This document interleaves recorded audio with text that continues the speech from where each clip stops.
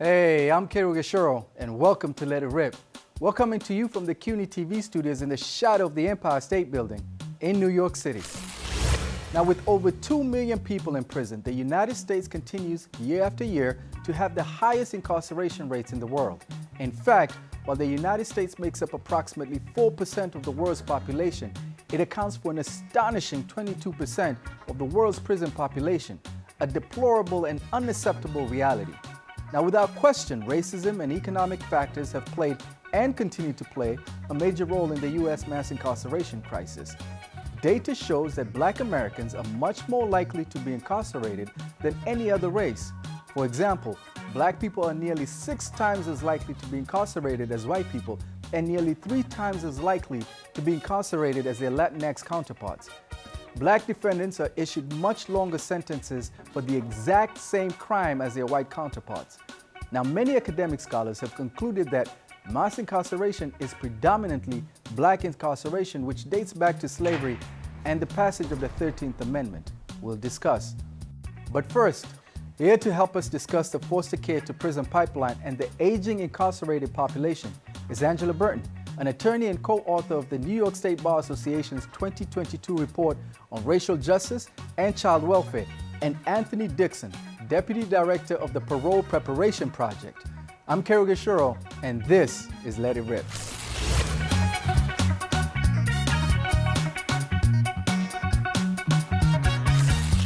Angela, I'll start with you.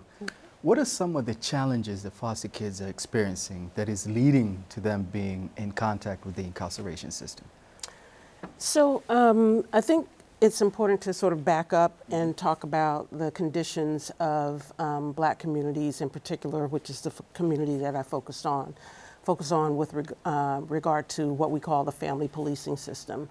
And basically the system is set up in order to target Black families who are primarily living in poverty, primarily living in conditions where they have to interact with a lot of public authorities in terms of the hospitals, the school system, police, et cetera. And so the conditions that are targeted by the system include things like lack of mental health services, lack of housing, homelessness, lack of sufficient food.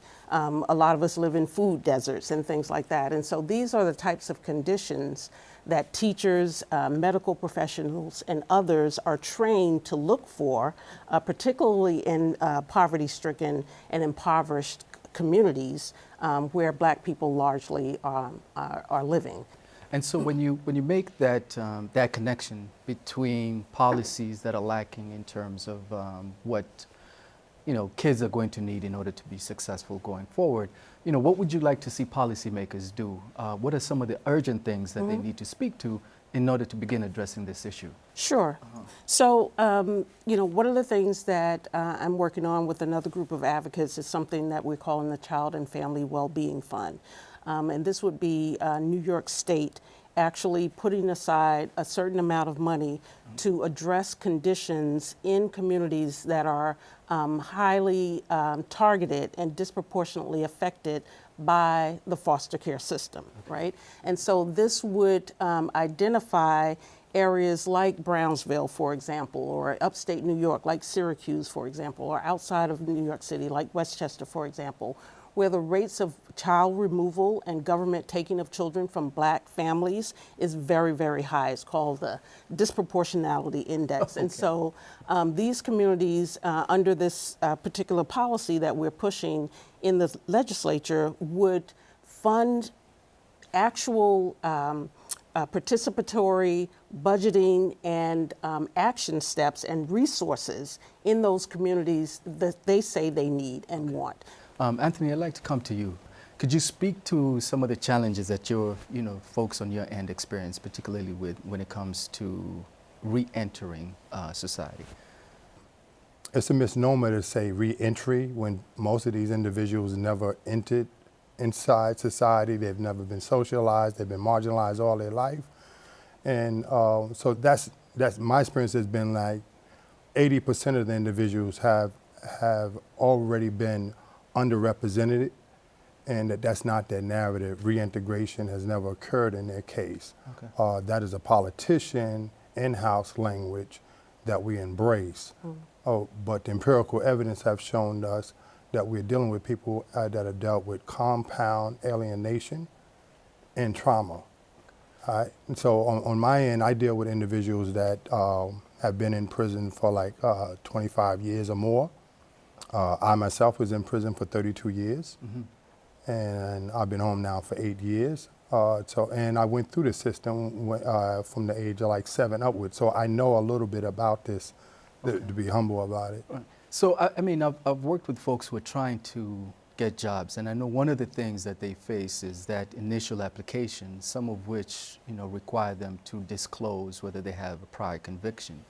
I know states and cities like New York City and New York State, have what they call the Fair Chance Act. Is that something that has been able to make a difference in terms of folks getting back on track? Well, of course, I think the Fair Chance Act is a step in the right direction, but many people that deal with this area have concluded that once a person served their sentence, sheets need to be wrapped up, records need to be sealed or expunged, because you're dealing with trying to help somebody make it, but you also got statutory laws and legal discrimination called collateral consequences, like 44,000, that impede their integration inside society. Right. So we need more than that. Okay. And so when you think about the aging population, are there any particular challenges that specifically unique to them when they're integrating back into society that at least policymakers should be aware of? Right. So the individuals I deal with are the least likely to return. They don't age out of crimes, called the aging out phenomenon. It's one of the oldest crimogenic studies that we have, that these individuals are more equipped because they've been in longer. And it doesn't make sense to keep them in longer when they're going to be a liability in society rather than assets. We equip them with college. We equip them with programs for them to make it. So it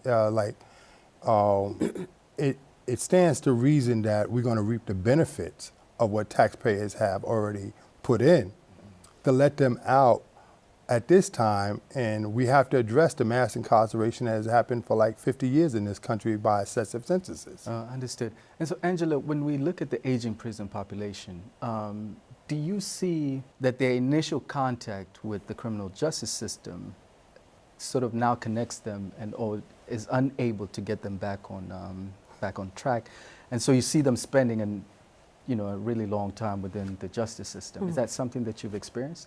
So here's the thing, right? All of these systems are interconnected and they're built on the same sort of carceral and punitive logics that feed one into the other. And so with the foster system and the foster industry, just as there's a prison industrial complex and industry, there's a foster care industry as well. And so our children are fed into these systems and commodified in ways that leave them unable and thrown away, marginalized, right? And so when you look at statistics around Black children in the foster industry and children generally in the foster industry, they have a much higher risk of being in contact with both the juvenile injustice system as well as with the legal prison system and the criminal system.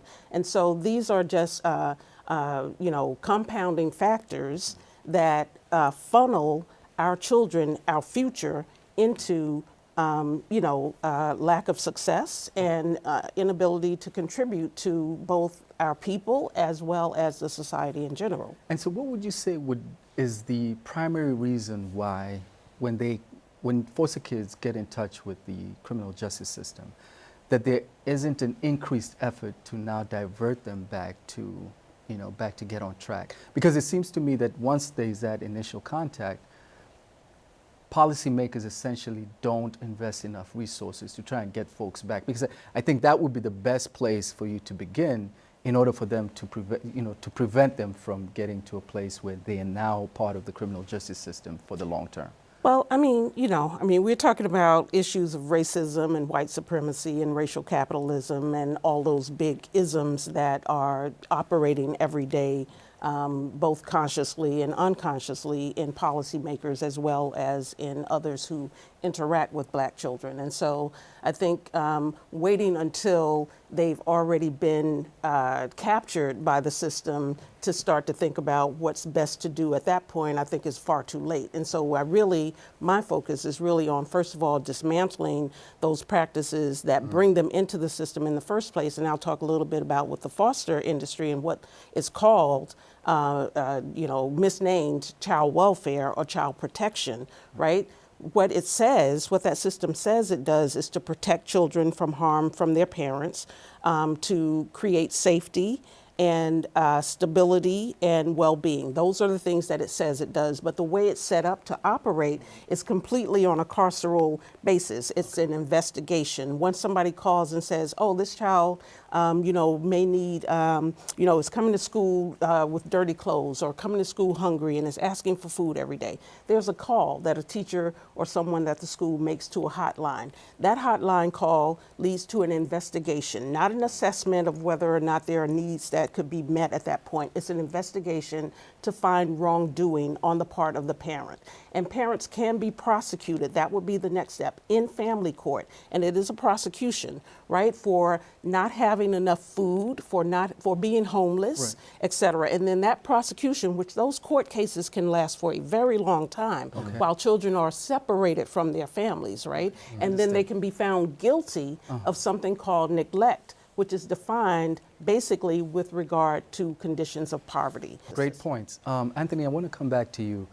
When we think about the aging population in prison, what would be the best way to address the aging factor, particularly with regard to a point that you said earlier in terms of saying, hey, they have lower rates of recidivism, if not any? No, that's a profound question. When I think about New York, we're dealing with like 4 states that's been in competition with who can get the most money and who can lock up people the most. Those 4 for the last 50 years has been California, Texas, Florida, and New York. In New York, one out of every 3 to 4 individuals have a life sentence and or are over the age of 50 right now. That's profound to think about. That's pretty high. So what we have done is we formulated 2 bills. One is called the Elder Parole Act, and the other bill is the Fair and Timely bill that says that a person should be evaluated based on who they are today, not who they was when they was first arrested. People do change. Thank you so much. That was a great discussion, but we'll have to end it there. So I just want to thank our guests, Angela Burton and Anthony Dixon, for joining us. Let's take a short break, and when we come back, we'll continue our discussion around mass incarceration and get a first-hand look at this ongoing crisis.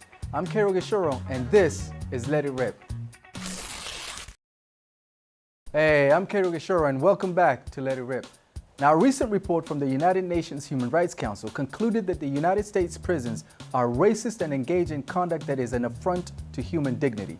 The report revealed that a significant number of black women were often shackled to their beds during childbirth, which led to some of them losing their baby. And in other instances, male prisoners were forced to work in, and I quote, plantation-style conditions that mimic slavery. Additionally, the report also highlighted the widespread use of solitary confinement, which appeared to be disproportionately applied to black inmates.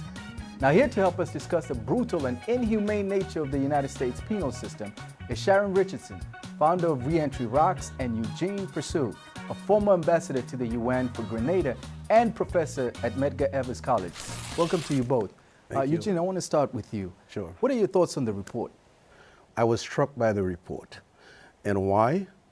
It's because the United Nations rarely are that blunt. They are usually reluctant to interfere into the internal matters of member states. And so when I saw the report, I was pleasantly surprised. Given some of the work that you've done, has there been a report of this kind that any country responded to positively and said, we're going to go ahead and act on some of the recommendations that were made? Well, this is the first time I've seen a report that calls out a nation like that. Most of the reports are reports that investigate conditions of disadvantages or so conditions of poverty, and then make recommendations. But to actually call out a nation, as this report did, this is the first I've seen. And so it's, at this point in time, it's questionable how the United States would respond, even if they give any consideration to the report at all. Okay. And Sharon, I want to come to you. You know, what's your take on some of the conditions inside prisons and what women face? You know, because I think there's this notion that somehow just because we've imprisoned somebody, that means that we don't continue to invest in them, at least invest in their rehabilitation so that when they come back out, they're ready to hit the ground running. Right. What are your thoughts on that? So my thoughts on that is how can rehabilitation begin? How can programming begin to address any issues that you may have when there are so many other issues with just being incarcerated? And so for many of us who are incarcerated and have gone through the abuse, right? We're talking about racial, abuse. We're talking about sexual abuse. We're talking about mental abuse, physical abuse in some instances, that have actually taken And place. was that something that you experienced either personally or you had a first-hand account Right. of seeing it happen? Yeah, so I've never experienced any of those things myself. I thank God for that, but I did have firsthand, seeing it happen to my friends and people who were incarcerated. But are there any built-in mechanisms, such as allowing a person to file a complaint based on sexual harassment or any other type of abuse, particularly when it comes to women, given their vulnerability in that state? Yeah, so while you're incarcerated, you can report an officer. You right. can, go to a grievance process and speak directly to a higher up while you're incarcerated. Now, does it go anywhere? Okay. Of course not, right? Wherever it lands is where it lands, and most of the time it lands in the trash. Okay. And so when you're now helping or assisting folks coming out of prison, what are some of the challenges that you're forced to, to deal with in order to help them get back? So once I'm working with formerly incarcerated women who have gone through the criminal justice system, one of the main things that you want to do with them is build trust. And that's what we do at Reentry Rocks. We build trust so that women are able to speak about everything, not just the transitioning piece of coming home, but what it was like to actually be in prison, come out, now have to deal with parole, probation, right? Maybe an open case, right? Losing their family. So there's a lot that has to be dealt with in dealing with my program. And so, yeah, building trust is one of the top priorities. Okay. Huh. That's a great point. Eugene, I want to come back to you with regard to this idea of reform, right? Well, do we really want to reform the United States penal system, or do we want to abolish it? Because like you said, there's not a lot of faith there. right. But first, let me, even before I answer your question, let me commend Sharon for creating this organization to address the issue of reentry. And the reason why it's important, the people that create our problem cannot be expected to be the same people to solve our problems. That's a given. So it's up to us to create the problems. And those problems, by the way, that the UN report on are not new. They're as old as this country itself. Because this country was born with slaves. And some of the conditions, as you articulated from the report, persist up to this date. Forced labor on a plantation that was once a slave plantation, and we have the same practice going on today, it speaks to the continuity of that problem. And I think it was Albert Einstein that said, the mindset that creates a problem cannot be the same mindset to solve it. But I'm still curious to hear what your take is as to whether the solution is to either completely abolish the carceral system. And how a politician would do that, given that the present crop of Republican... Well, I don't expect the politicians to do it. I expect the people. Now, politicians usually do things in incremental changes, if ever.